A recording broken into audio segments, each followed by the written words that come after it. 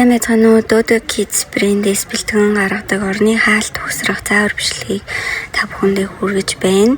Тэр хайрцагнаас болохоор 6 ширхэг ийм урт төмөр гарч ирж байгаа. За энэний хоёр нь бол ийм нүхтэй морей төмөр гарч ирнэ. Энэ бол хэвийн цаанаасаа за үржилж гаргасан байгаа. За тэгээ зөөлөвчтэй 3 төмөр байгаа. За энэ хоёр маань ерөнхийдөө хашлахын маань дээд доод хоёрт орох юм аамаа. Дагалдахтанд болохоор ийм булан холбогчууд болон даав мэдээж байна. Хөр төмрөө болохоор ерөнхийдөө хоёр талд нь хийгээд голд нь тэгш энэ төмөр нь орно гэдгийг анхаараарай. За тэгээд үргэлжлүүлээд бичлэгийн анхааралтай үзээрэй.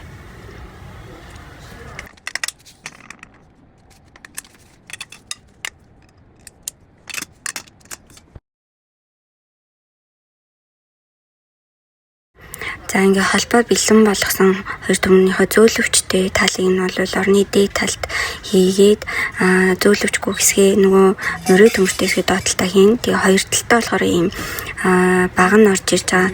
За энэ багны маань энэ нүхтэй төмөр нь доод хэсгээсээ ингэж шургуулж орох шаардлагатай шүү. Илүү цаашаа унжиж байгаа төмөр нь болохоор орныхоо доор ор тал руу харна гэж тооцоолж бодох хэрэгтэй.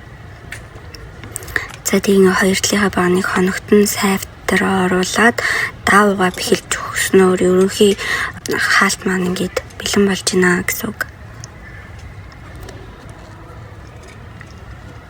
За ингээ хэрвээ хоёр тал юм уу 3 талыг хамбал дунд нь ингээ булан холбогч бас давхар ирж байгаа. Эннээс гадна бас нэг юм дааван бэхлэгч бас ирнэ. Ийм зангуутай. За энийг болохоор хийсэн ч болно хийхгүй ч хийсэн нь ер нь бол болно. За хийх юм бол дээр юм уу доор ичж болно. За энэ хэсэг болохоор матрасны доор орох хэсэг юм.